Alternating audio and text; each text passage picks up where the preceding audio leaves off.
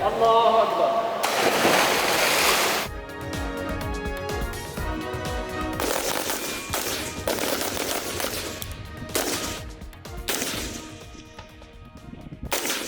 बिस्मिल्लाहिर्रहमानिर्रहीम, अस्सलाम वालेकुम नाज़रीन। प्रोग्राम क्रॉसिंग लाइंस में खुशामदीद। मैं हूं यासिर रशीद। नाज़रीन, ये ईद स्पेशल शो है। आप सबको सुनो न्यूज़ और मेरी टीम की जानिब से ईद की खुशियां बेहद मुबारक हों। मैं इस वक्त naval special operation training centre के अंदर मौजूद हूं। रात की तारीकी में जब समंदर की लहरें खामोशी से साहिल से टकराती हैं तो बज़ाहिर ऐसा लगता है कि जैसे पानी की इस वसी दुनिया में सब कुछ साकत है, मगर इसी खामोशी के अंदर एक ऐसी कुव्वत नजरों से ओझल रह के हरकत करती है।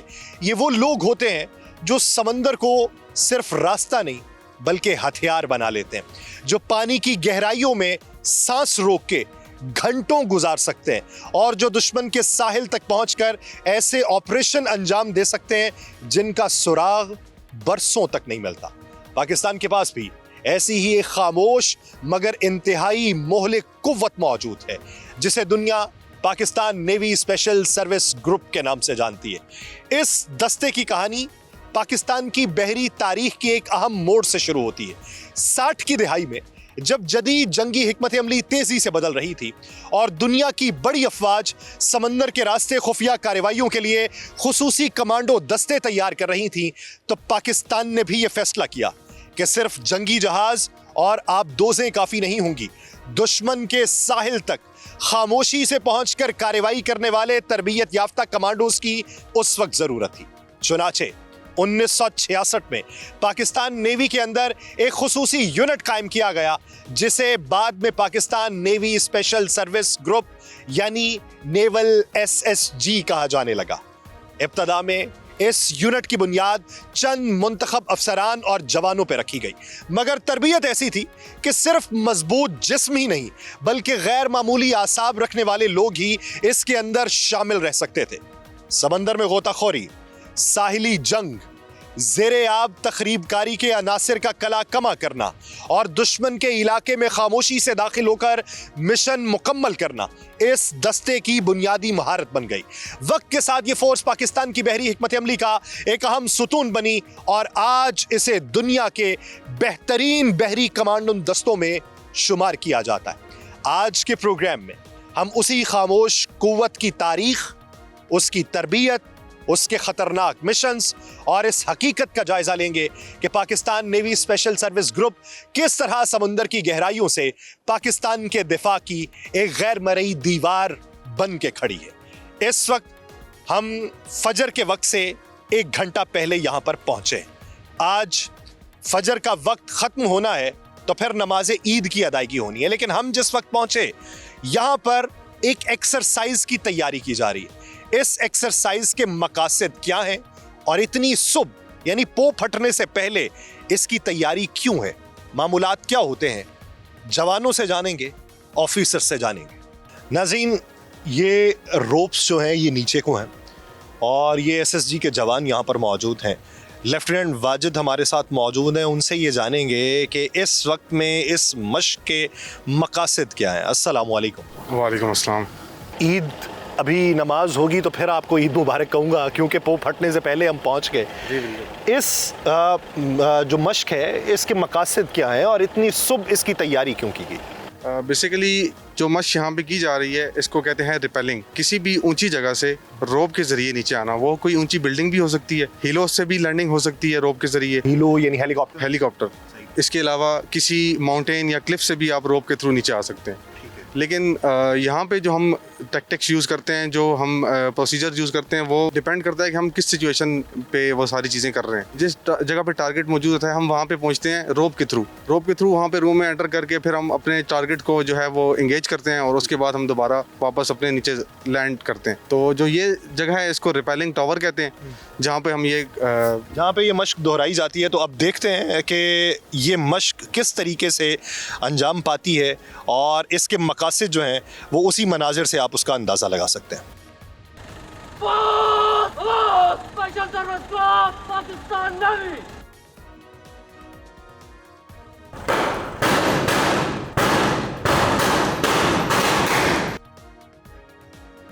नाज़रीन, ये मश्क आपने देखी है कि रोप्स की मदद से जवान जो है नीचे उतरे हैं। फिर आपने ये देखा कि दोनों अतराफ में दो जवान मौजूद थे, ऊपर एक उल्टा जो है वो लटक के नीचे उतरा है और उन्होंने टारगेट को पहले देखा है और फिर उसका पूरे मोहल्ले वकूफ़ का जायज़ा लेने के बाद वो उसके अंदर घुसे हैं, वहाँ पर फायरिंग का तबादला हुआ है और फिर वहाँ से नीचे उतरने की बाकायदा मश्क जो है अपनाई गई है।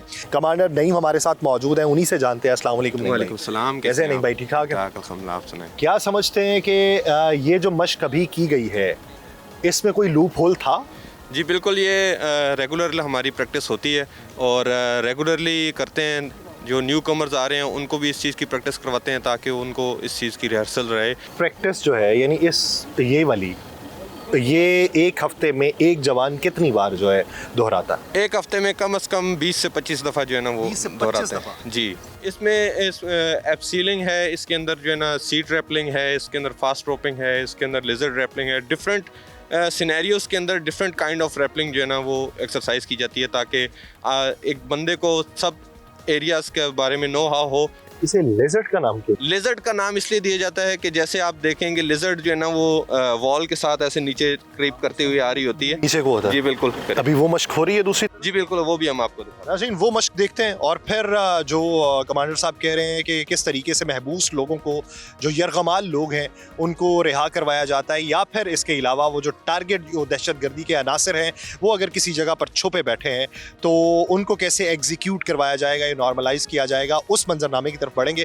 लेकिन अभी ज़रा ये लेजर्ड वाला मंजरनामा देख लें कि किस तरीके से ये कमांडोज हैं वो नीचे ज़मीन की तरफ अपनी रफ्तार को बढ़ाते हुए पाकिस्तान नेवी।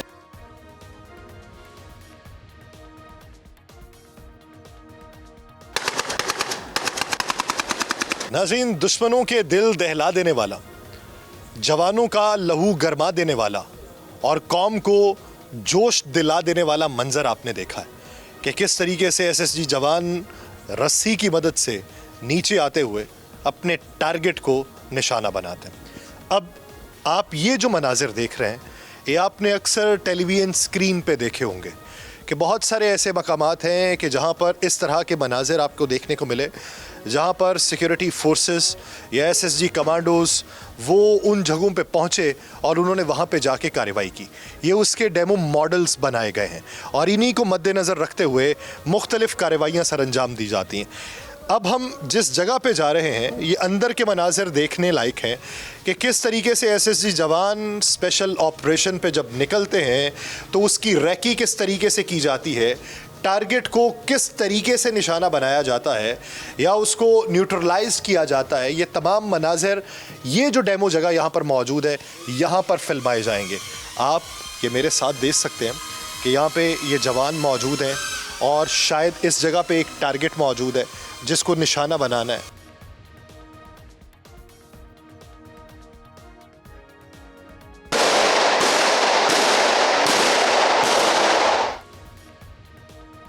ये ड्रिल मिशन जो है ये तो कामयाबी से हमकिनार हो चुका है, लेकिन हकीकत में जो ऑपरेशन होते हैं वो ड्रिल मिशन से किस हद तक मुख्तलिफ होते हैं। लेफ्टिनेंट लुकमान हमारे साथ ही मौजूद है, उन्हीं से जानते हैं। लेफ्टिनेंट साहब, ये बताइए कि ये एक है तसव्वुराती एक चीज़ तश्कील दी गई और उस पर जाके ऑपरेशन कर लिया गया और कामयाबी से हमकिनार हुआ। खुदा न खास्ता कोई ऐसा मरहला हो जाए कि किसी ऑपरेशन के दौरान कोई जवान ज़ख्मी हो जाए तो फिर उस ऑपरेशन को मुकम्मल करने का तरीक़ाकार और उस जवान की इवैक्यूएशन का तरीक़ाकार वो किस हद तक मुख्तलिफ हो जाता है? जी बिल्कुल, आपने बिल्कुल सही कहा। हर ऑपरेशन में कॉन्टीजेंसीज आ सकती है। चूँकि आपने एक कॉन्टीजेंसी की बात की कि बंदा मेरा ज़ख्मी हो जाए या शहीद हो जाए, तो उस सूरत में बैकअप अल्फ़ा हमारे पास होते, वो उनकी जगह ले लेते और बॉडी को एवोकुएट कर लेते। इनके ऐसे अगर डेड या ज़ख्मी है तो उसको एवोकुएट करके बेस कैंप पे आगे पहुंचाना इनका काम होता है और जो प्रीवियस अल्फ़ा होता है उनका काम मिशन पूरा करना होता है। ठीक है, यानी ये है कि इब्तदाई तौर पे जो यूनिट जो तश्कील पाती है और वो जवान आगे बढ़ते हैं, फिर उनके बैकअप के लिए यानी उनकी हिफाजती दीवार और हिसार के लिए मौजूद एक पीछे अल्फ़ा यूनिट मौजूद होती है जो उनको जाके वहाँ से इवैक्यूएट करती है अगर खुदा न खास्ता कोई जवान जो है वो ज़ख्मी हो जाए। ये इस मिशन की कहानी है, खुसूसी ऑपरेशन की कहानी है, उसकी ड्रिल की कहानी है।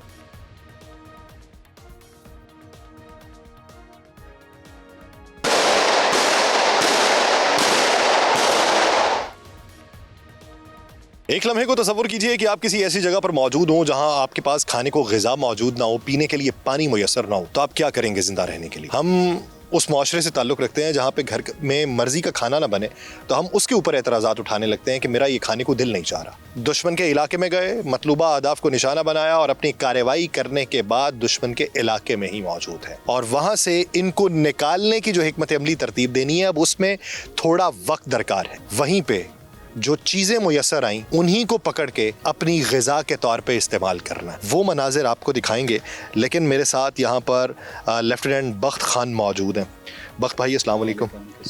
बख्त भाई, जवान जो मॉक ड्रिल के हवाले से यहाँ पर मौजूद हैं, इनके हाथ में मुख्तलिफ चीज़ें हैं, जानदार हैं, अभी जिंदा, तो इसे आम इंसान देखे तो कराहत महसूस होने लगे, आम इंसान देखे तो उसका जी ना चाहे, तो फिर ऐसी सूरत हाल में किस तरीके से ये खाया जा सकता है? देखिए, बेसिकली जो SSG की ट्रेनिंग है, जो हम अपने जवानों को ट्रेनिंग देते हैं, तो ये उसका पार्ट है कि हमें किसी भी हाल में सर्वाइव करना है, और उस सर्वाइवल के लिए हमें इनको बेसिक ट्रेनिंग में ये चीज़ें हम सिखाते हैं कि आपको कुछ भी चीज़ मिलेगी आपने सर्वाइव करना है, क्योंकि you operate behind the enemy lines, और वहाँ पे आपने जब हाइड आउट्स में रहना है और एक्सपेक्टेशन से पहले जो आपने टाइम गुजारना है बिहाइंड द एनिमी लाइंस, तो वहाँ पे आपको सर्वाइव तो करना है, ज़िंदा तो रहना। तो ज़िंदा रहने के लिए जो है ना, आपको पानी और खाना वो बहुत ज़रूरी है। लड़के आपने ये पहनना है, ठीक है। तो मेरे ख्याल में जो है ना, मुझे तो इससे इश्क है, और यहीं पे जो है ना, मैं आपको एक इस हवाले से थोड़ा सा एक शेर में बताऊँगा आपको कि करो कज्जबी पे सरे कफन मेरे कातिलों को गुमान ना हो, कि गुरूर इश्क का बांकपन पस मर्ग हमने बुला दिया। अगर शहादत नसीब हो जाती है ना, तो उसके बाद भी अगर कफन में इस ज़मीन में उतारा जाए, तो कफन को जब सर से बांधते हैं, तो मैं कहता हूँ मेरे उस कफन को भी जो है ना, सर से थोड़ा सा टेढ़ा करके रखा जाए, कि मेरे दुश्मनों को पता चले कि मरने के बाद भी मेरे सर पे जो इश्क था, इस वर्दी का, इस वतन से मोहब्बत का, वो आज भी मेरे सर पे कायम है। मेरी शहादत के बाद, मेरे मरने के बाद भी मेरे सर से जो गुरूर था इश्क का, वो उतरा नहीं। ये नॉर्मल है? क्या आप ये समझ सकते हैं कि एक इंसान इस तरीके से वतन से मोहब्बत से सरशार हो कि ये ऐसा इश्क है, ये ऐसा सुरूर है जिसमें वजद में आके ये तमाम SSG के जवान मुल्क व कौम की हिफाजत कर रहे हैं? आप अपने बंद कमरों में बैठे हुए अपनी आसाइशों के बावजूद भी सिर्फ ज़बानी जमा खर्च पे हैं। हक़ाइक़ देखिए कि हमें जो सुकून मुयस्सर है वो किन की कुर्बानियों की निस्बत है। वो मनाजिर देखिए कि ज़िंदगी बचाने के लिए क्या अवामिल कारगर।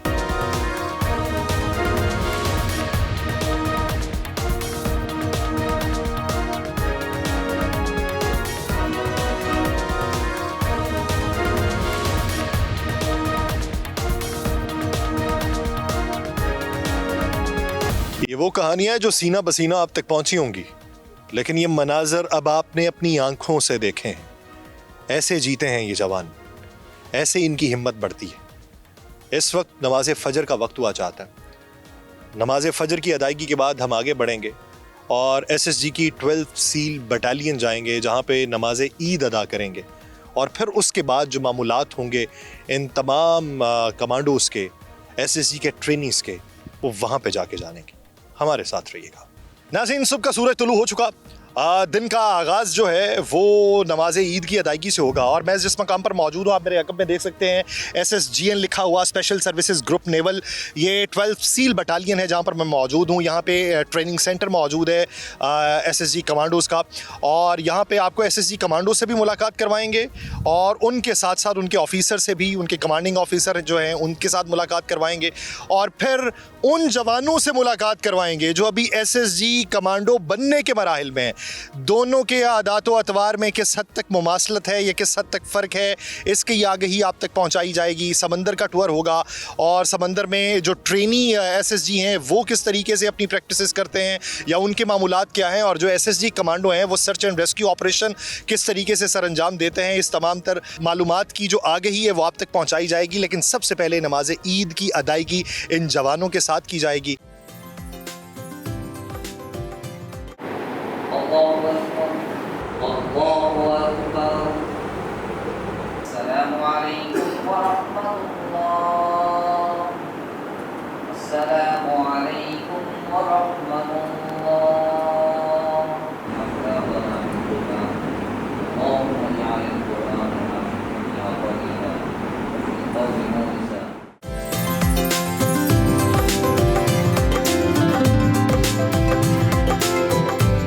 नाज़रीन, नमाज ईद अदा की जा चुकी है। आपके मामूलात कुछ और शुरू होने वाले हैं, लेकिन यहाँ के मामूलात कुछ और शुरू होने वाले हैं। उन्हीं की आगाही आप तक पहुँचानी है। हमारे साथ इसी बटालियन के सीनियर कमांडर जो हैं, कमांडर कैसर रज़ाक साहब मौजूद हैं। कैसर भाई, अस्सलाम वालेकुम। वालेकुम अस्सलाम यासिर भाई। सबसे पहले तो स्पेशल सर्विस ग्रुप की 12 सील बटालियन की तरफ से आपको और आपकी टीम को बहुत बहुत ईद मुबारक हो, और आप सबका बहुत बहुत शुक्रिया कि आप ईद के पाकिस्तान की तरफ से मैं नुमाइंदगी करते हुए अपने जवानों को ईद मुबारक। बहुत बहुत शुक्रिया। ईद के इस पुरमसरत मौके पे यहाँ पे तशरीफ़ लाने का आपका बहुत बहुत शुक्रिया। और माशाल्लाह जैसे कि आपने देखा कि हमारे ट्रूप्स ने अभी ईद की नमाज़ अदा की है, तो लेकिन ईद की नमाज़ के बाद जिस तरह आपने बताया कि बाकी लोगों की रूटीन ज़रा डिफरेंट होती है यहाँ पे, क्योंकि ये एक ऑपरेशनल यूनिट है स्पेशल सर्विस ग्रुप की, तो जो कि बैक वक्त 4 डायमेंशंस में, जिसमें सी, सब सरफेस, सरफेस और लैंड के ऊपर प्लस एयर के ऊपर ये ऑपरेट कर सकते हैं।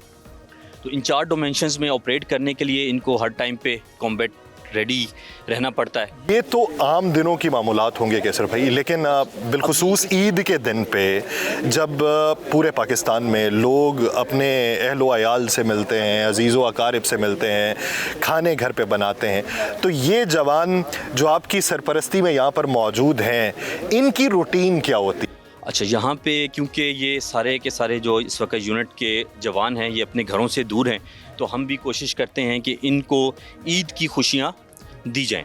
तो उसके लिए हमारी सबसे पहले एक ईद मिलन पार्टी होती है जिसमें केक काटा जाता है और प्लस सब जवानों को टाइम दिया जाता है कि वो अपने घरों पे बातचीत करें और उनके साथ अपनी खुशियों को बांटें। SSG कमांडो वो दूसरों से मुख्तलिफ कैसे है? ये क्यों इसका चुनाव लोग करते हैं? जिस टाइम जो अगर आप स्पेशल सर्विस ग्रुप नेवी को देखें कि ये 4 डायमेंशंस के लिए ये ओनली फोर्स है, और स्पेशली 12 सील बटालियन जो कि एक वक्त में 4 डायमेंशंस के अंदर ऑपरेट कर सकती है, जिसमें सब सरफेस यानी कि अंडर वाटर हमारी डाइविंग टीम्स हैं, प्लस सरफेस के ऊपर, वाटर सरफेस के ऊपर जिसके लिए हम बोर्डिंग ऑपरेशंस और फ्रॉगमैन ऑपरेशंस करते हैं, लैंड के ऊपर हमारी टीम्स रेडी होती हैं, और प्लस एयरबॉर्न ऑपरेशंस एयर के अंदर। तो इन 4 डायमेंशंस में बैक वक्त हम रेडी रहते हैं। तो हमारी टीम को इसलिए हम 4 ट्रेनिंग्स, चाहे वो अंडर वाटर ट्रेनिंग हो, सरफेस ट्रेनिंग हो, एयरबॉर्न ट्रेनिंग हो, वेपन हैंडलिंग हो, उसके लिए हमें हर टाइम इनको रेडी रखना होता है। यानी SSG को जदीद खतूत के ऊपर उस्तवार किया जा रहा है। वो सीना बसीना आपको जो कहानियाँ सुनने को मिलती रही कि किस तरीके से SSG जवान जो है वो कुंदन बन के निकलता है और दूसरों से मुख्तलिफ होता है, उसके अज़ाइम, उसका अकीदा, उसका तयक्कुन बहुत ज़्यादा मुख्तलिफ होता है। तो आज हम वही जो तयक्कुन है, वो जिस सलाहियत को बरूए कार लाते हुए या जिस रियाजत की मुशक्क़त करते हुए वो कुंदन बनता है, वही सारी जो गहमा गहमी है और वो सरगर्मी है वो आप तक पहुँचाएँगे। नाज़रीन, मैं इस वक्त 12 सील बटालियन के ज़ेरे कंट्रोल साहिल समंदर के ऊपर मौजूद हूँ। ये समंदर की लहरों का अगर आप अंदाज़ा लगाएं, इनका शोर सुन पाएं, तो आपको इनकी हैबत और ये तुग़यानी जो है वो महसूस होगी। यहाँ पर आम आवाम का आना तो ममनू है, लेकिन जो लोग अमूमी तौर पे कराची में आते हैं और साहिल समंदर के ऊपर मौजूद होते हैं, वो घुटनों घुटनों पानी तक रहते हैं, और पानी अगर उससे बढ़ने लगे तो पीछे को भागते हैं। तो ऐसे कौन से जवान हैं जो इस तुंदो तेज़ लहर में गौताज़न होने की भी सलाहियत रखते हैं? वो सलाहियत उन्हें कैसे मिली? वो जज्बा उनके सीनों के अंदर किस तरीके से मौजज़न है? कौन कौन से काम अंजाम देते हैं, कौन से ऑपरेशंस अंजाम देते हैं, किन हालात में अंजाम देते हैं? उन्हीं जर्री जवानों के साथ हम समंदर की लहरों में उतरेंगे और उसका अमली मुजाहिरा आप तक पहुँचाएँगे। ला इलाहा इल्ला अंता अलैका तवक्कलतु व अंता रब्बुल अर्शिल करीम माशा अल्लाहु आलमु अन्नल्लाह अला कुल्लि शैइन कदीर मिन शर्रि नफ्सी व मिन शर्रि कुल्लि दाब्बतिन अंता आखिदुम इन्न रब्बी अला सिरातिम मुस्तकीम आमीन। नाज़रीन, समंदर की तुग़यानी में गौताज़न होने से पहले दुआ की जा चुकी है। अब वो SSG के जवान अपनी पूरी तैयारी में हैं। उन्होंने अपना हिफाजती साजो सामान भी ज़ेब-ए-तन कर लिया है। तो हमारे साथ मौजूद हैं लेफ्टिनेंट इबाद। तो उनसे जानते हैं कि ये जो सामान है इसकी हिफाजती तदाबीर क्या हैं और ये किस तरीके से समंदर की लहरों के अंदर जाके अपनी एक्सरसाइज को सरअंजाम देते हैं। अस्सलाम वालेकुम। वालेकुम सलाम। अबाद भाई ये बताइए कि ये जो जवान हैं इन्होंने एक टैंक कैरी कर रखा है, उसके नीचे एक छोटा सा टैंक है, इसका असल मकसद क्या है? ये जो सीने पे टैंक है इसका मकसद क्या है? ये जो आपको नज़र आ रहे टैंक, ये close circuit combat dive set है जो कि O2 के ज़रिए ब्रीथिंग होती है। इसमें डाइवर अंडर वाटर जाता है, ब्रीथ करता है और वो रोटेट होकर दोबारा उससे ऑक्सीजन अलग करके दोबारा उसको ऑक्सीजन प्रोवाइड होती है। और इसकी सबसे जो अच्छी बात है कि इसके बबल जो है ना ऊपर सरफेस के ऊपर नहीं आते, तो इससे अंडर वाटर डाइव को डिटेक्ट करना इम्पॉसिबल बन जाता है। और इसके अलावा ये जो गन है, अमूमी तौर पे तो गन में पानी चला जाए तो गन काबिल इस्तेमाल नहीं रहती, तो ये गन डाइविंग में इस्तेमाल होती है? नहीं, ये ऑक कहते हैं हम इसको, जिसमें अंडर वाटर ऑपरेशन के लिए हम अपने साथ कैरी करते हैं। तो इसकी कैपेबिलिटी अंडर वाटर भी है, और जब ये बीच के ऊपर पहुंच जाए या जब सरफेस कर ले तो उसके बाद भी फिर इसको ये लोग यूटिलाइज़ कर सकते हैं, जो कि कॉम्बैट लोड का एक इम्पॉर्टेंट पार्ट है। ठीक है, आइए फिर आगे बढ़ते हैं और मज़ीद तफसीलात नाज़रीन हासिल करते हैं।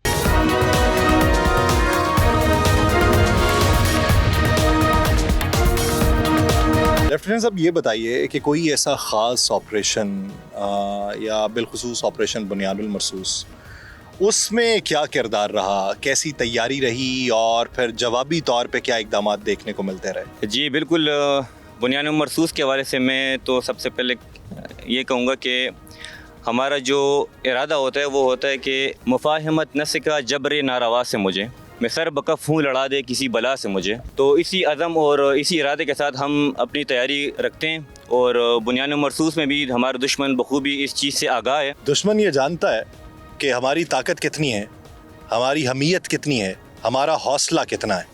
तो इसी बुनियाद के ऊपर, समंदर की लहरों के ऊपर ये जीने वाले कि आप अपने मामूलात ईद के रोज़ बखूबी अदा कर रहे हैं, जिसमें बहुत सारी तब्दीलियाँ। ये घर से दूरी का इदराक तो रखते हैं, लेकिन वतन से मोहब्बत इनके दिल में एक लौ जला के लगती, और वही लौ आगे बढ़ने की जुस्तजू फराहम करती है। ये अमली मुजाहिरा हैं उन अशार के कि ये गाजी, ये तेरे पुरअसरार बंदे, जिन्हें तूने बख्शा है ज़ौक़े खुदाई, दो नीम इनकी ठोकर से सहरा ओ दरिया, सिमट कर पहाड़ इनकी हैबत से राई, दो आलम से करती है बेगाना दिल को, अजब चीज़ है लज्जत आशनाई। वही लज्जत आशनाई तैराकी की सूरत में आपको SSG जवानों की इधर मुलाहिजा करवाते हैं।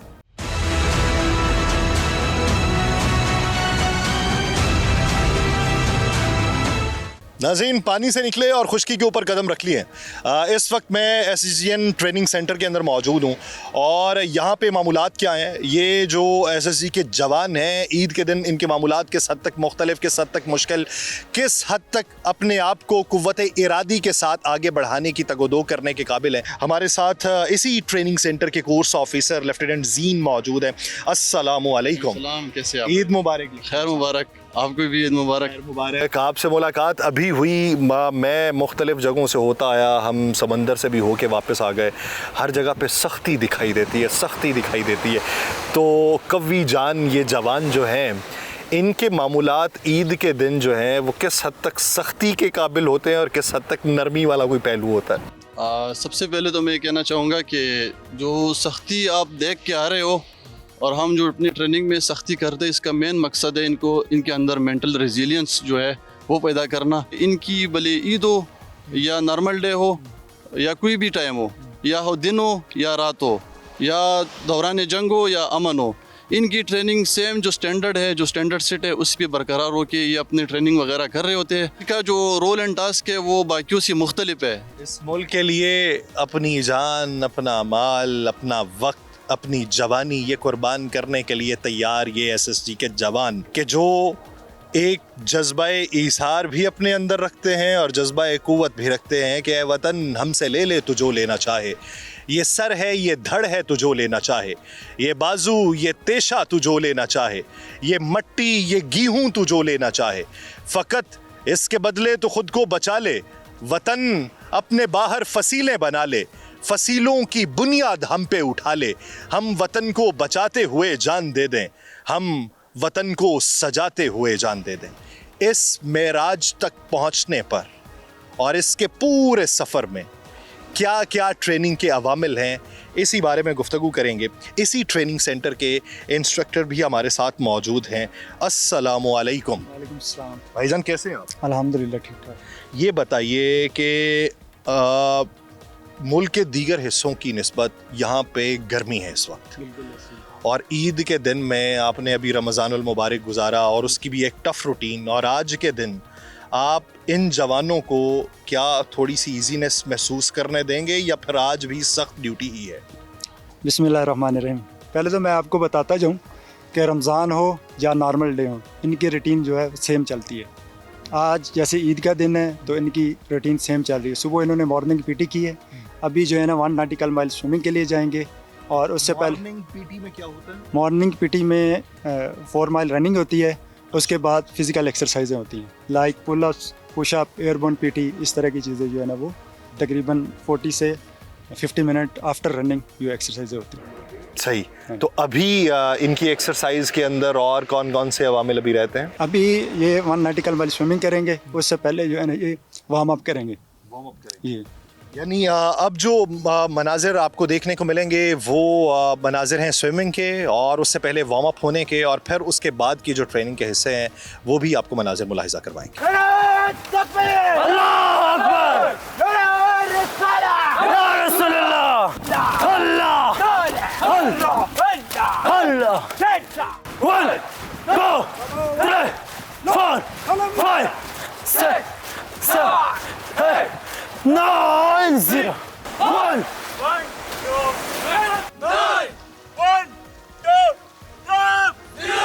भैया ये बताइए कि ये इतनी टफ रूटीन है, इसको बर्दाश्त कैसे कर लेते हैं? यानी आप पेट के ऊपर से इंसान गुजर के चला जाए और यूं पानी के अंदर अपने आसाब को इस तरीके से बिजी रखना कि इंसान तो वैसे ही सख्ते पे चला जाए, और ये रोज़ाना की बुनियाद पे ये रूटीन कैसे मैनेज होती है? इस रूटीन को मैनेज करने के लिए 2 सबसे ज़रूरी चीज़ें हैं। एक है आपकी विल पावर और है आपकी क़ुव्वत ईमानी है। इसके बगैर ये कोर्स नहीं हो सकता। जो अनफिट बंदा है वो भी यहाँ पे आके फिट हो जाता है, लेकिन सबसे इम्पॉर्टेंट जो चीज़ है वो ये है कि आपकी मोटिवेशन क्या है कोर्स करने के लिए, आप में कितनी मेंटल रेजिलियंस है, तभी आप कोर्स कर सकते हैं। यानी दिमागी तौर पे, आसाबी तौर पे आप किस हद तक मजबूत हैं, कुव्वत जिस्मानी होना ये क्राइटेरिया नहीं है, आसाब के ऊपर उबूर हासिल होना ये यहाँ का बुनियादी क्राइटेरिया है। और ये जो ट्रेनिंग है और इसका जो मंजरनामा है और इसके जो कवायद हैं और इसके जो ज़वाबित हैं किस हद तक सख्ती से भरपूर हैं, और झेलने वाले, उसको उबूर करने वाले चेहरों पे फिर भी शादाबियाँ लिए हुए हैं। ये है असल SSG।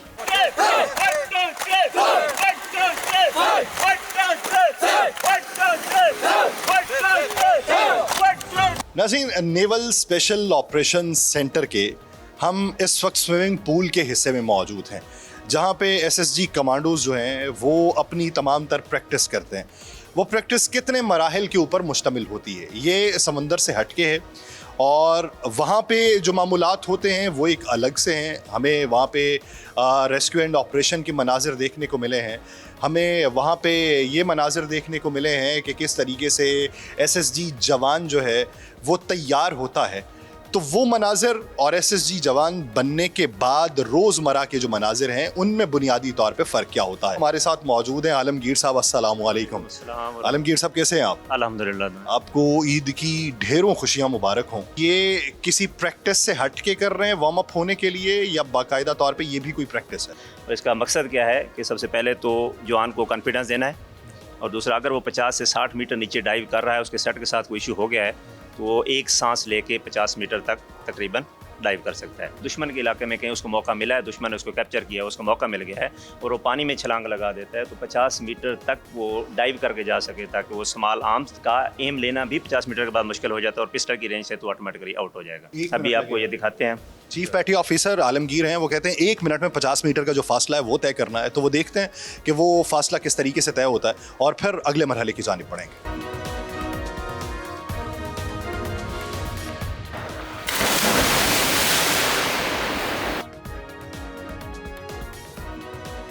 आलमगीर साहब, जवान तो पानी में उतारना है स्विमिंग करने के लिए, तो आपने तो हाथ पांव बांध दिए, तो अगर हाथ पांव बंधे होंगे तो स्विमिंग कैसे होगी? जी सर, नेवी सील की ट्रेनिंग में ये चीज़ भी शामिल है कि हम जवान को इतना कॉन्फिडेंस देते हैं कि आपके हाथ पांव बंधे हुए हों या हाथ पांव ना भी हों तो भी आप स्विम कर सकते हैं, तो आप सर्वाइव कर सकते हैं पानी में।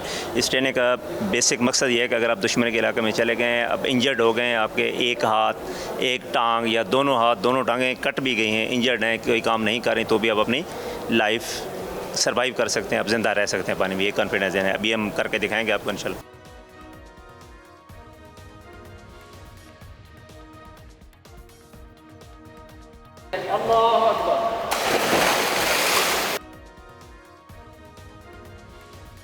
ऑक्सीजन के 2 सिलेंडर और वो भी एक ही डाइवर के पास, तो इसके मकासद क्या? अमूमी तौर पे तो ये होता है कि एक सिलेंडर इनफ होता है, तो ये 2 सिलेंडर और वो भी काफ़ी हैवी लग रहे हैं। पहले तो ये बताइए कितने केजी के?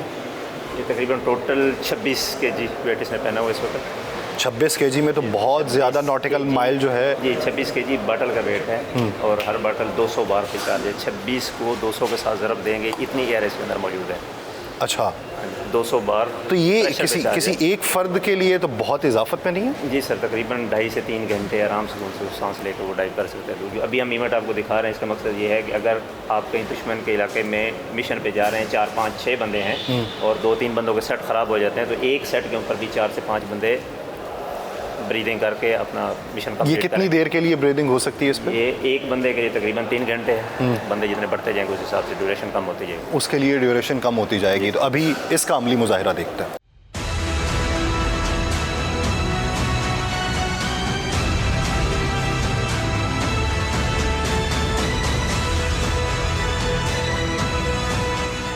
नाज़रीन, जवान सीढ़ियाँ चढ़ के ऊपर आया तो हम भी पीछे आ लिए। ये हम जो स्टैंडिंग जंप रेल होती है उसके ऊपर इस वक्त खड़े हैं और ये नीचे पानी है और 30 फीट की गहराई इस वक्त यहाँ पर मौजूद है। तो यहाँ से जो डाइव की जानी है इसके मकासद क्या होते हैं ये जानते हैं। एक तो अमूमन मैंने ये देखा है कि जितनी भी प्रैक्टिसेस हुई हैं पेंसिल डाइव की जाती है और वो जिस तरीके से दूसरी डाइविंग करते हैं अमूमन हम जो वीडियोस में देखते हैं उस तरीके से डाइव नहीं होती। तो ये पेंसिल डाइव यानी सीधा ही नीचे क्यों जाते हैं? डॉक्टर यासिर भाई, इसका मकसद ये है कि हम यूके डाइविंग मैनुअल को फॉलो करते हैं, उसके मुताबिक वो डाइव जंप नहीं है, ये हमारा स्टैंडिंग जंप है। स्टैंडिंग जंप का मकसद ये है कि नीचे जब हम समुंदर के हिसाब से ट्रेनिंग कर रहे होते हैं कि समुंदर में हमें नहीं पता कि नीचे बेड के ऊपर क्या है, कोई पत्थर है, कोई झाड़ी है, कोई अगर बंदा अगर डाइव जंप करेगा सर जाकर नीचे लगेगा तो उसके कैजुअलिटी होने के ज़्यादा चांसेस हैं। इसलिए उससे बचने के लिए जाकर नीचे जाएगा, पाँव ही लगेगा तो इंशाल्लाह वापस ऊपर तो आ जाएगा। इसलिए हाँ जी। तो इस एक्सरसाइज का मकसद क्या है और इसका नाम क्या है? जी, ये हाइट जंप बोलते हैं इसको हमारी लैंग्वेज में, और इसका मकसद ये है कि हाइट फोबिया को ख़त्म करना। सबसे पहले हाइट फोबिया, क्योंकि हर इंसान के अंदर एक डर होता है हाइट का, हाइट फोबिया ख़त्म करना। और दूसरा ये कि शिप की हाइट के मुताबिक है हमारा। अब ये 30 फीट ये हाइट है और 18 फीट नीचे है, टोटल 48 फीट तक ये नीचे जाएगा। तो ये शिप का जो डेक है ये डिफरेंट होता है, लेकिन जो इंसानी साइकी है वो आखिरी हद 30 फीट है। अगर 30 फीट तक आप जंप कर सकते हैं फिर ऊपर जहाँ मर्जी चले जाएँ, कोई इशू नहीं होता। अच्छा, इंसानी जो इस वक्त जबिल्लत है उसके मुताबिक 30 फीट तक डर का उनसर जो है वो बरकरार रहता है। अगर आप 30 फीट गुजर गए तो फिर आप हर हद पार कर गए। तो आइए ये मंजरनामा देखते हैं।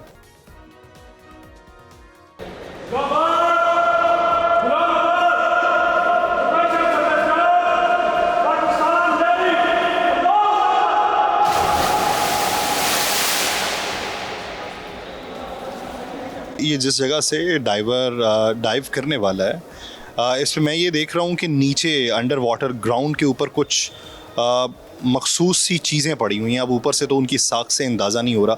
तो इस एक्सरसाइज का मकसद क्या है? यासर भाई, ये पाकिस्तान में फर्स्ट अंडर वाटर ऑब्स्टिकल्स हैं।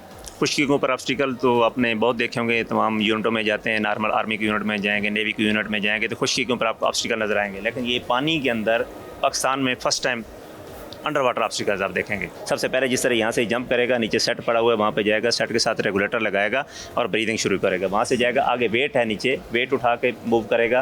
फिर आगे कुछ सामान पड़ा हुआ है जो उसने करना है, उसको लिफ्ट करना है सामान को। बलून है, बलून के अंदर एयर भरेगा अपने सेट से ही और वो सामान ऊपर लिफ्ट करेगा। ये कोई भी चीज़ अगर नीचे गिरी हुई है आपकी, बड़े पैमाने पे बोट हो सकती है, शिप हो सकते हैं, ये कि साल्वेज करने का एक प्रोसीजर बस जस्ट टच दिखाना है। एक नीचे जो आखिरी है हमारा, ये इसको तशबीह दी हुई हमने अपनी छोटी सबमरीन के साथ, जिसको मिजेट बोलते हैं, उसके अंदर नीचे से ही अंदर उसके अंदर चला जाएगा। ये कहानी सुनने में अफसानवी लगती है कि क्या ऐसा मुमकिनात में हो सकता है कि एक आम शख्स, एक इंसान, एक तजर्बाकार इंसान भी इस तरीके से पानी में उतरे और इतने अहदाफ हासिल करने के बाद आ जाए। तो चलिए अपनी आंखों देखी ये सारा मंजरनामा देखते हैं।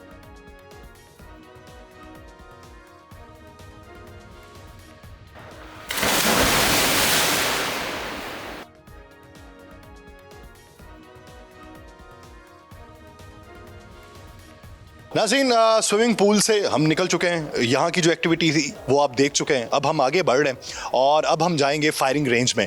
फायरिंग रेंज में अहदाफ को किस तरीके से निशाना बनाया जाता है वो मनाज़र आप देखेंगे और आपको ये मालूम पड़ेगा ये शूटिंग रेंज से किस हद तक मुख्तलिफ होती है। तो आइए देखते हैं।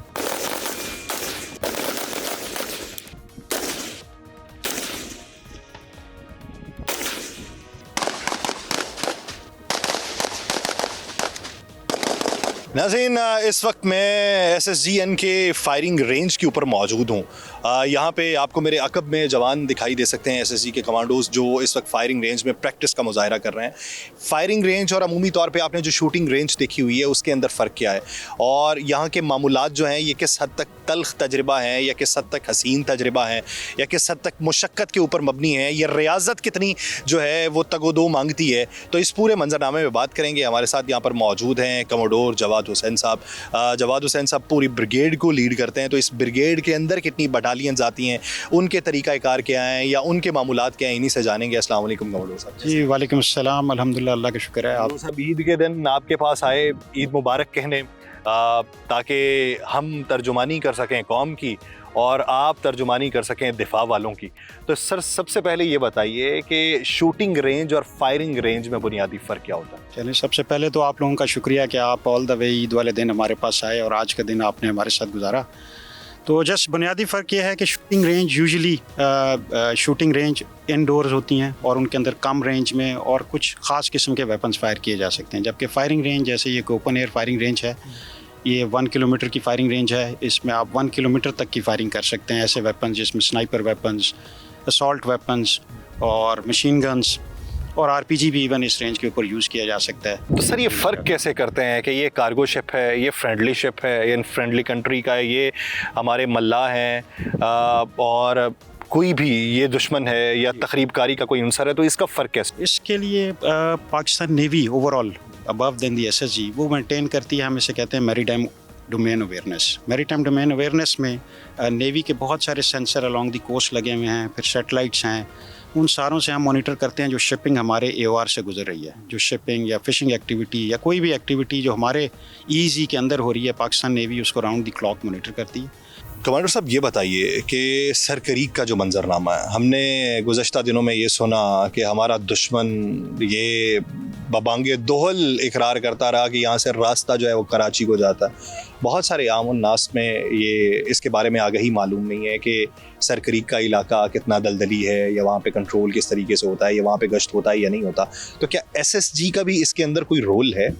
जी बिल्कुल, SSG नेवी जैसे मैंने आपको बताया जो सील बटालियन है हमारी, वो क्रीक्स के एरिया को देखती है और इस एरिया में वो मरीन्स को सपोर्ट करती है डिफेंसिव ऑपरेशंस में भी और ऑफेंसिव ऑपरेशंस के लिए भी रेडी रहती है। तो round the clock, round the year seal की कुछ टीम्स क्रीक्स में मौजूद होती हैं, ऑफेंसिव करने के लिए भी और जैसे मैंने बताया डिफेंसिव को सपोर्ट करने के लिए भी। तो मैं अपने दुश्मन को ये बताता चलूँगा कि अगर वहाँ से रास्ता कराची की तरफ आता है तो उस दूसरी तरफ ये रास्ता गुजरात की तरफ भी जाता है, तो ये रास्ते दोनों तरफ ओपन है। तो यानी ये पैगाम दिया जा रहा है कि सकूते लब को तोड़, रब्बे नुत को लब का नाम ले, ख़तीबे मिंबरे सेना से जुर्रत कलाम ले, बहुत हुई उदू से अब हिसाबे कत्ले आम ले, नखूं बहा कबूल कर, जो ले तो इंतकाम ले, वो इंतकाम कि जिससे हर उदू के दिल में हौल उठे, वो जिससे मुंजमिद लहू भी एक पल में खौल उठे, जो खौल उठे तो फिर लहू की बूंद बूंद बोल उठे,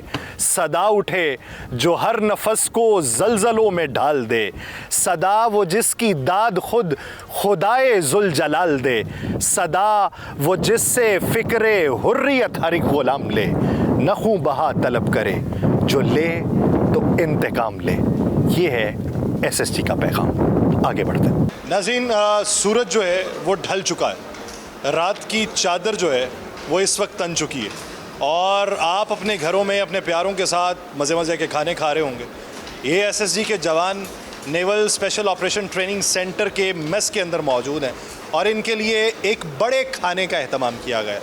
ये बड़ा खाना क्या है, यहाँ के कमांडेंट जो हैं, कमांडेंट शहजाद, वो हमारे साथ मौजूद हैं, उनसे जानते हैं। अस्सलाम वालेकुम। अस्सलाम वालेकुम, क्या हाल है? अल्लाह का शुक्र। भाईजान ये बताइए कि बड़े खाने की इस्तिलाह से मुराद क्या है, बड़ा खाना क्यों कहा जाता है? अच्छा, बड़ा खाना जो है वो एक फ़ौज में ऐसा खाना होता है जो कि तमाम ऑफिसर्स और जवान मिल के इकट्ठे होकर खाते हैं। नॉर्मल दिनों में जो है वो खाना उस तरह से उस एहतमाम से नहीं किया जाता, लेकिन ये वाला खाना जो है ख़ास तकरीबात के ऊपर किया जाता है, जैसे कि ईद का मौका हो गया या फिर कोई और नेशनल डे हो गया जिसमें 23 मार्च का दिन हो जाता है। तो इस तरह के मौक़ों के ऊपर जो है वो जवानों की, ऑफिसर्स की आपस की बॉन्डिंग को ज़ाहिर करने के लिए और उस दिन की अहमियत को उजागर करने के लिए जो है वो बड़ा खाना जो है वो किया जाता है। ईद के मौके पे जवान तो यहाँ पर मौजूद हैं, बड़े खाने के मौके पर मौजूद हैं, हंसी खुशी का मुजाहरा हो रहा है। तो ऐसे ही किसी जवान से बात करते हैं और ये जानते हैं कि ईद के मौके पे अपने घर से दूर रहना और फिर वतन अजीज़ के दिफा के लिए कारबंद रहना, ये किस हद तक बाइसे मुसर्रत है, बाइसे अक़ीदत है या बाइसे सादत है, जानते हैं। अस्सलाम वालेकुम। वालेकुम सलाम। भाईजान बशीर साहब। बशीर अहमद, पीटी अफसर बशीर अहमद। अल्लाह का शुक्र, ज़बरदस्त। कहाँ से ताल्लुक़ है बशीर साहब? सवाबी से। ईद का मौका, घर ना जाना हो और ये आपको मालूम हो एसएसजी को ज्वाइन करने से पहले कि ज़िंदगी टफ़ होगी, हालात मुश्किल होंगे, सख्त जान बनना पड़ेगा और दूसरों के मुताबिक आसाइशें भी नहीं मिलेंगी, दूसरों के मुताबिक रुतबा भी नहीं मिलेगा। इस सब के बावजूद खुद आके वॉलंटियर करना अपने आप को क्यों किया? मुल्क और कौम की खिदमत के लिए, और एसएसजी एक शौक़ था। जब नेवी में आया तो यही शौक़ लेकर आए थे, नेवी में एसएसजी के लिए आए थे। जब हम जिस दिन से भर्ती हुए तकरीबन कोई 20 साल हुए, तो तकरीबन कोई 3 ईदें घर पे गुजारी है और बाकी सारे की सारी ईदें यहाँ गुजारी। अब हमारा यही घर है, क्योंकि हम अपने घर भी जाते हैं तो एज ए मेहमान बन के जाते हैं, महीना के लिए, 15 दिन के लिए, 20 दिन के लिए। यहाँ पे ईद को ऐसे मौके के ऊपर देखा जाता है कि ये अब ख़ानदान है और ये कुर्बो जवार में अजीज़ व अकारिब है जिनके साथ ईद गुजार रही हैं। कुछ ही देर में ये वापस अपनी अपनी रूटीन पे होंगे, ये वापस इस बहरी सरहद की दिफा के लिए मौजूद होंगे, ये वापस वो एक्सरसाइज कर रहे होंगे जिसमें इनका तन मन मजबूत हो सके और आसाब की जंग बेहतर तरीके से लड़ सकें। हम ये दुआ करते हैं कि ये यूं ही सलामत रहें, ये जान सलामत रहे, ये आन सलामत रहे, ये शान सलामत रहे। ये सलामत रहेंगे तो पाकिस्तान का वकार सलामत रहेगा, ये सलामत रहेंगे तो पाकिस्तान का अमन सलामत रहेगा। तो हम बतौर पाकिस्तानी अपने इन एसएसजी जवानों को खिराज अकीदत पेश करते हैं। प्रोग्राम का वक्त ख़त्म हुआ जाता है, मुझे दीजिए इजाज़त, आपसे मुलाकात होगी किसी और एपिसोड में। अपना बहुत सा ख्याल रखिएगा। अल्लाह निगहबान।